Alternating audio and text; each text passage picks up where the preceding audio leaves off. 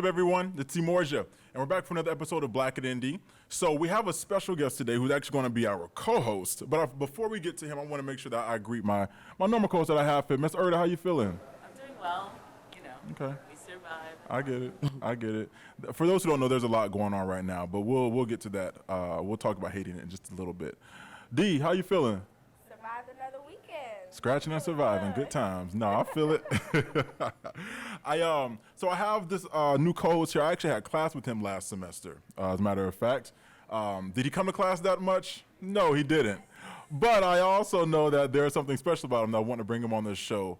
He has some good energy that I would like to share with you all. But go ahead and introduce yourself, man. Tell us, what's your name, where you're from, what your major is. I just want to start off by saying I was there in spirit, but my name is Blake. Yeah. My major is psychology. I minor in business economics. I've been here for the better part of 4 years, so I'm a senior now. So. All right, which one do once you graduate? Find a job.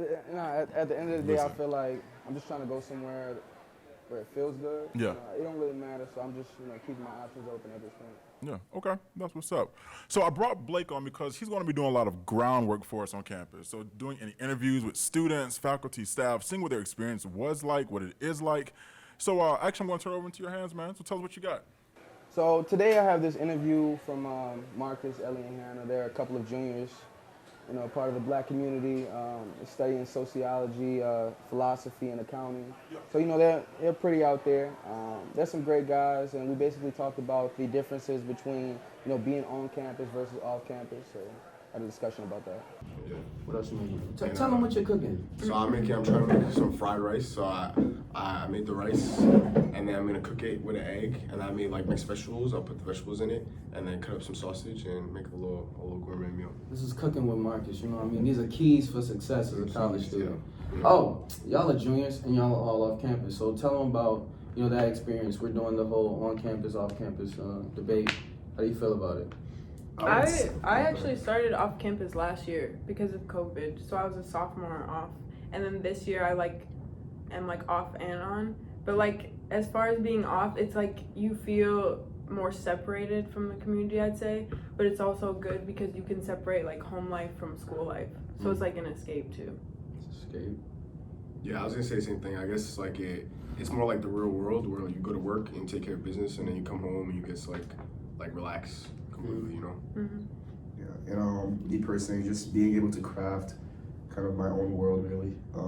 I'm just offered such a degree of personalization that I can do in my house that I just couldn't do in a dorm. So I'm able to just create these spaces for myself that I actually enjoy being in within my own home, and I think that's just something that I really appreciate. Bet. Now, are you on campus or are you off campus? Oh, I'm off campus for certain. Oh, you sound with confidence. Okay. So what's been like for you since you've been off?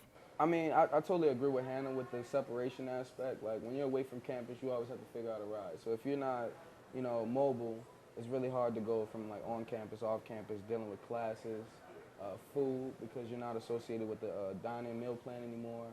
And those are really the struggles I face. But as far as the positives, like you said, personal comfort. I go to sleep in my bed twice, 4 times as comfortable as I did when I stayed in New York. I shower and take long showers. I hope you shower. Okay. With a washcloth at that. You know what I mean? And I just feel the freedom I have in my own house to play my own music, to watch TV, no parietals. There was one time, I got they knocked on my door for playing Shrek too loud. Hilarious. Shrek.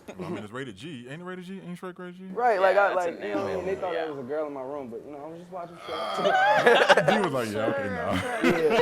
Yeah. Hide under the bed.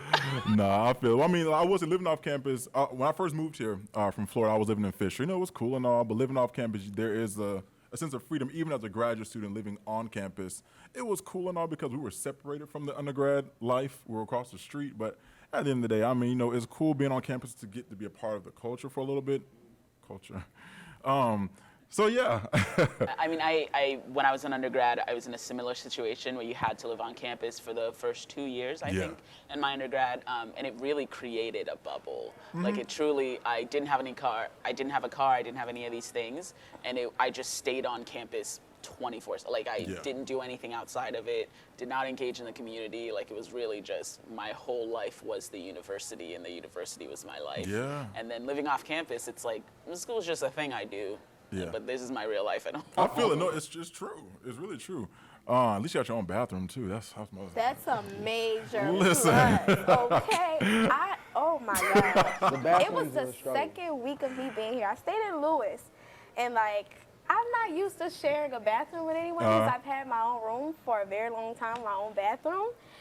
And the amount of hair that would be everywhere in the bathroom. I put a sign on the door, and I was like, there's enough hair in this bathroom to clone each and every one of you. Oh my God. And after that, my rector put up signs like, they actually put up paper towels next to the bathroom so that people could start picking up their hair. Because I'm like, that's disgusting. the custodians are not doing it, and neither are y'all. No. And How I'm many not people are showering. sharing this bathroom? What's the situation? I've never been on these campus I dorms. That's like- love my home. I love using my bathroom. I love cooking in my own kitchen. Like, I just used to go there to sleep. It was never a place of comfort. I feel it. It was never a place where I felt like I can go and congregate with people and feel excited about it. Yeah.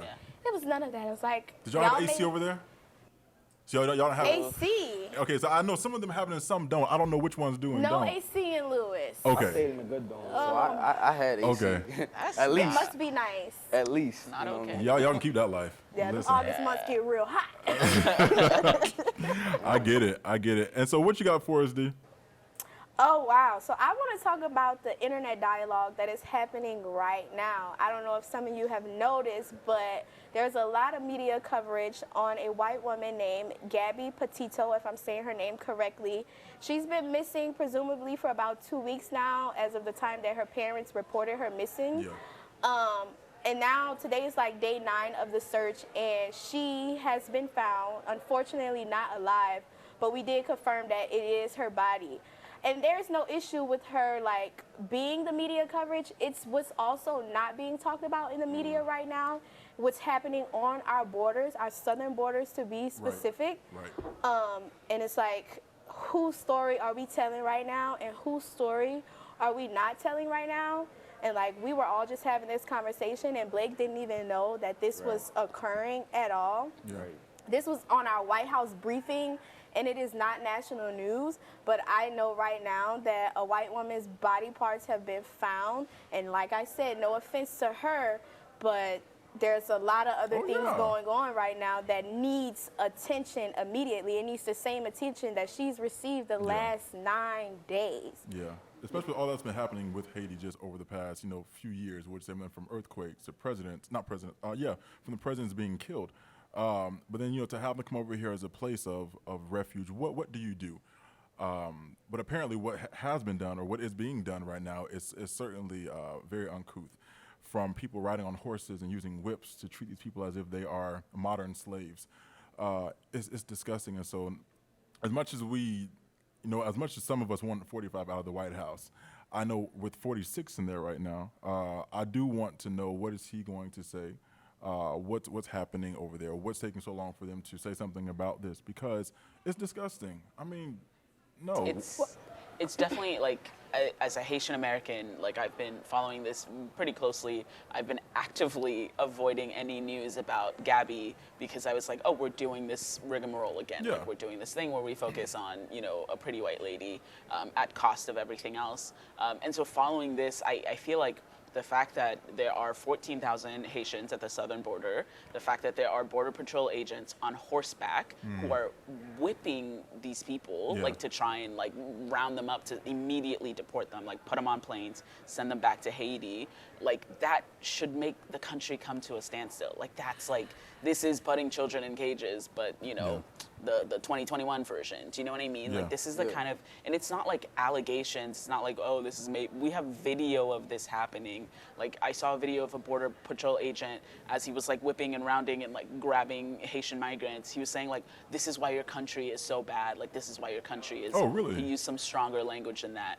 And it's just like, this is a Border Patrol agent. I don't know if any consequences have come to him. Whenever they did have the White House briefing, and they, like, confronted the press secretary about it, she was like, oh, we'll look into it. We need more information. We blah, blah, blah. And it's just like, they get to ignore this, like if we don't, like if we keep talking about Gabby and Gabby exclusively. Like they get to move on and just say whatever and not come up with a comprehensive immigration plan, not like, you know what I mean, actually deal with this and just put people on planes and send them back if we just stay quiet. And it just feels like we should be doing more.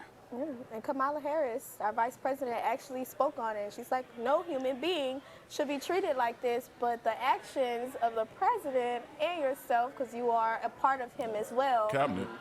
it's saying the opposite. Like we're using Title 42. Yes, we're using Title 42, in which Donald Trump came up with, and we can automatically question the validity of this law just alone with his name being attached to it.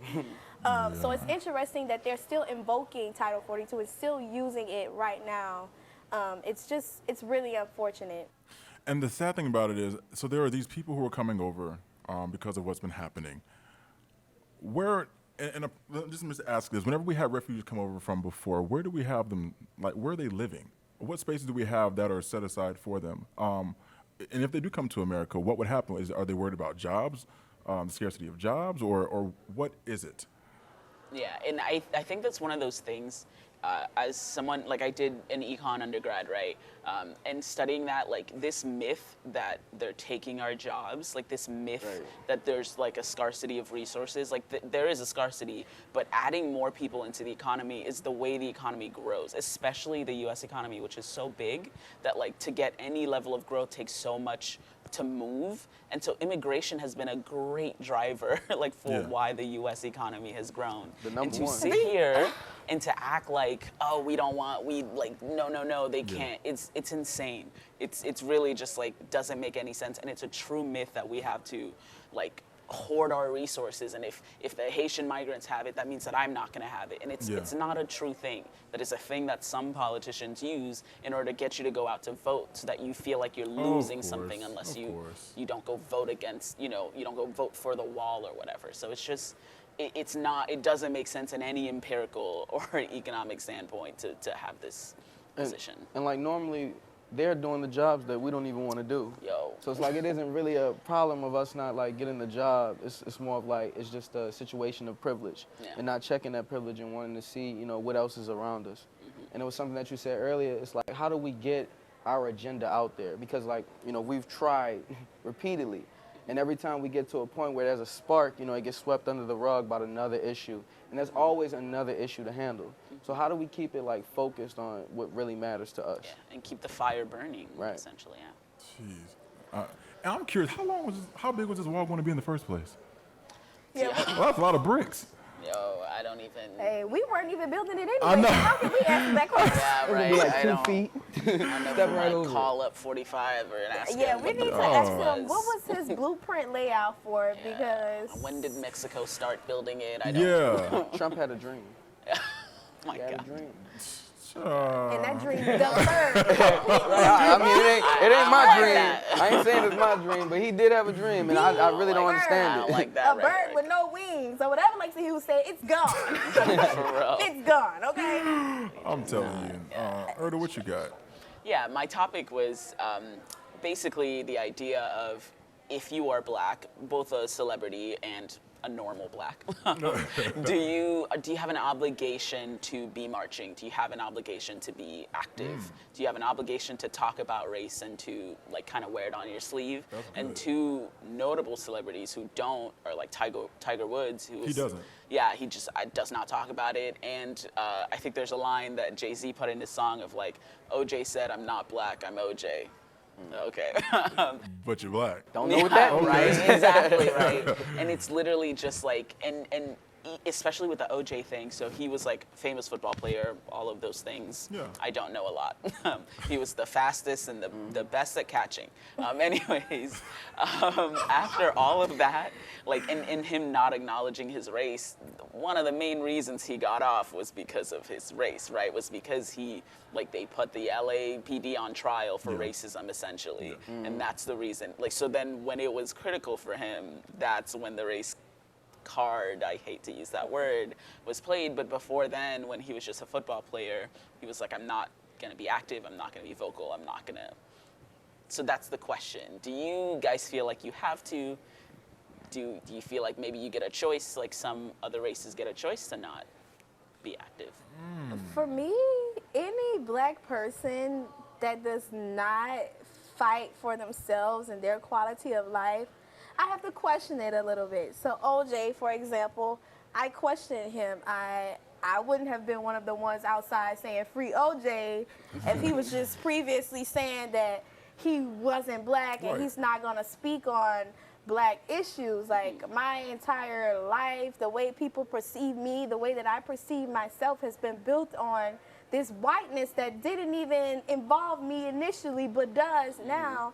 I absolutely have to question it. I don't think that, like, let's say OJ had to go and protest or Beyonce had to be at a protest, because I do think that activism looks very different to people, you know what I'm saying? But if you're not doing anything at all, I truly have to question what you stand for and what the hell you would fall for. Because not everybody's going to be in the streets, and that's just it. And that's understandable. But there are so many other ways to protest. I mean, some people they write songs. I mean, some people do a lot of work behind the scenes. Some people write articles. So I mean, there are different ways which we can connect the dots as to how activism looks. Right. Yeah, and you could kind of even dilute it and say just by living life and being black, existing and thriving in America, like, is a protest in itself. Or you could say that it's also a sign of privilege, especially if you're rich, like where you sometimes don't have to like confront your blackness as much, right? Because you're rich and people will. White people, let me say, for the most right? part. But that only goes up to a point, right? Like, I'm sure Tiger Woods even still faces discrimination. And I wanted to make a point about, I think a lot of people don't know this, that one of the reasons that Oprah kind of got the job that she got, so around the time where she was up and coming, like she wasn't yet Oprah with a capital O, and they were searching for someone to like become a host of this daytime television show. The reason supposedly, allegedly, but pretty much that they chose her is because she wasn't like militant. She like around the time she was coming up, a lot of other black people were talking about like black power, black, all of these things, right? Like they really were talking about black issues, and she wasn't on her radio show. She was, you know what I mean? And so that's one of the reasons they picked her and that I think that gets to a point of white supremacy will reward you for not talking about your blackness. It'll reward you for not being militant. It'll reward you for just being like, oh, I'm just one, like just like you. I don't see color. Very like it'll, right? Yeah, it'll reward you for that. But I feel like there's a difference from being passive and being your genuine self. Like Deontay said, like blackness, like living the black experience, you can't ignore it unless you have an obscene amount of money to where it's like you could travel here and here and just ignore all of the the stuff that's happening in the day to day. But there's always going to be an obligation. And like I heard this quote recently, there's no power in I but we, and if we don't stand together, we'll fall for anything. You know what I mean? And it's like every black person is going through the same experience to some type of avenue. And the reason I say that is because police look at us all the same. You know what I mean? Like when you're outside on the street, if you're an NBA player, a famous, person, they're not seeing your badge of fame. You know what I mean? You just look like a regular black guy, or a black woman. Let me just put that out there. But and I just feel like with every situation, you have to think about who you're representing. And, like we're a team. You know what I mean? So if we're not standing together, like how is the other person gonna feel? When there's an issue coming across them, are they gonna stand up? Are they gonna say anything? Or are they gonna be quiet? Yeah, I'm really of two minds about this because there's notably, again, empirically speaking, there have been people, athletes, famous black people who have lost endorsement deals, who have lost money in their bank accounts and other opportunities because they've spoken out about black issues, right? They've been actively shut out of their sport, of their activity, whatever it is, because they were militant, Let's not right? forget about Kaepernick. Exactly, right? Yeah. And so, and then you start to think do I have to bear this burden now? Do you know what I mean? Is this my sacrifice to make now? Is to lose out on all these opportunities for my race? Yeah. Absolutely, it's a She's for you. She's like, yes. It's a It's question true. that I ask myself often, because anybody that knows me know that I sometimes do not care, and I will say what I have to say regardless. I had class Deontay's with her. I missing know. opportunities. Yeah, Deontay's Deontay like, has them some- opportunities yeah, don't really Yeah, matter. them Right. opportunities don't miss, because if they can appreciate how I am within Yeah. myself, then they are not the people that I want to be around at Right. all. If you can't accept this blackness, the deuces. I'm sorry, Yeah. I just Yeah, can't. no. I'm so black within Yeah. myself, and I care so much, not only about black people but other people's quality of life so much that I'm willing to sacrifice myself and certain things that I believe in to pursue that agenda all the way. Yeah. And if we accept it like once, that gives like an agreement to accept it, other times. And that's why I feel like, if it, like you just need to stand up at every occasion, because it's like, it's a teaching experience. And if they're not learning, they're going to pass that mistake on to the next person, and it's up to them. And why are we leaving it up to the next person to fix a mistake? That's pretty simple. Kicking the You know what I can, mean? yeah. But is it fair that Tiger Woods gets constantly asked, like, how does it feel to be the first black person to ever wear the green jacket? Or how does it feel to be the first, right? Yeah. Like, is it like white people who win golf? Again, I don't know No, sports. I get it. I don't know White either. people who win golf don't get asked, like, oh, how does it feel to be I get it. white and winning at golf? Like, but He's the token we do, one. right? Yeah. And so then, like, is it fair to constantly bear that burden? I don't know, right? I mean, I but get it. That's I why get I'm it. like, It's not fair, that's but in a it's what sense, we gotta it's a valid question, and it also depends on who's asking it and what's the context that they're asking from, because it is a valid question. That's like asking me, well, Deontay, how did it feel to be a black woman at the University of Notre Dame in your family? I would be like, it's hard. Like, people look at me like I'm the success story and I haven't even graduated yet. Yeah. Because it's real. It's a real question to ask, considering all the circumstances that have happened. We can acknowledge everything that Tiger Woods has done, but Right. we can't like not acknowledge the fact that he is a black man, and we know that he's going to experience certain things. So it's like, yes, we can absolutely say that it's a valid question, but we Yeah. should question who it's coming from, because it is something, I'm pretty sure, whether he wants to admit it or not, there's been things that he's had to navigate in this historically white sport, Oh, yeah. period. Right. Yeah. So It's we to be can't- expected. Yeah, you know we what I can't mean? deny that at all. Yeah. And I just feel like, Tiger Woods shouldn't be like, yo, that's a crazy question, because it's like, he is the only one. Right. He's the legend, the Hall of Famer in his field. And if you are that, token of that field, of course you're going to be asked questions, because other people are going to be looking out to see how you did it. They have a lot of young black boys now looking at golf like, yo, I'm that's the going to be the next tragedy. Woods. Yeah. You know what I mean? Because there's more than football and basketball. Yeah, and I think that's Absolutely. the tragedy of him not speaking up, is because I think him speaking up would have had even more little black boys and girls Right. seeing themselves in the sport and seeing themselves, right? But I think Tiger is like, I just want to be a good golfer. I don't want to be a good black golfer, right? And I think he, again, this is me trying to read Tiger Woods' minds at this point, right? But I think he feels like it diminishes him if he's just the black guy and I feel not it. just the good guy. Ah. Yeah. And it doesn't, And, yeah, and I'm You're going right. to piggyback off of something that Dee said, that she's not the success story. I'm going to actually debate that and say, yes, you are. Thank you. So we're not going to edit that part out. Actually, all of us are. The fact that we're here and surviving in a community like this, and just to actually fill out the application and to get accepted, that's the first step of success. And we all have our own ways of defining success. Some people define success by having 6 figures in their bank account. Some define success just by accomplishing their dreams, which may not be a dream or something big in someone else's eyes, but the mere fact that you wake up in the morning and do what you love to do, even if you sweat. Even if you cry, but to have the opportunity to do it is the mere opportunity. And that is the example of success for all of us. And, along those lines, there's somebody that I came across recently on Twitter. Her name is Jasmine Crow. Have you heard about this story? Anyone? No. Okay, so Jasmine Crow, so I'm going to read the tweet. It says, today we opened our first ever free in-school, and the grocery store is called the Gooder Company grocery store in College Park, Georgia. Thanks to hip hop did. star One Gunna. I don't know who. Gunna, yeah, I did hear about Okay, this. Gunna. Yep. this store, and it's built in a former middle school where it will serve 900 students and their families for years to come. I've never heard this before, of a grocery store where you have free items for students and their families. Like, First of all, who is one Gunna? Gunna is a rapper. Okay. He's out of Atlanta. Like the Atlanta rap scene is like really deep because those are one of those rap scenes where they like build each other up. So like if you don't know about Lil Baby and like a few of the other upcoming Atlanta rappers, they essentially helped each other, pay for studio time, etc. So he's really acclimated himself within the Atlanta region. He's definitely an Atlanta legend, especially to like people my age because they really mess with Gunna's music. Yeah. So absolutely, I did see that. My only thing, because I am a critic, I saw some of the food in there, and I was like, let's not try to make this store a food desert. I hope there's more healthier options there than processed food. Okay.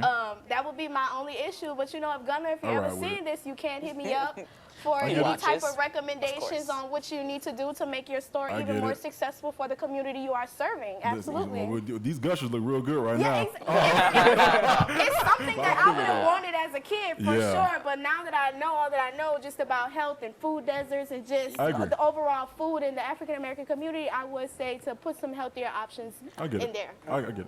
And I'm not gonna lie, like no matter what he's selling at that grocery store, It's amazing. a black grocery store, I'm going. And the reason I say that is because we put a lot of our money out into the market that isn't really supporting us back.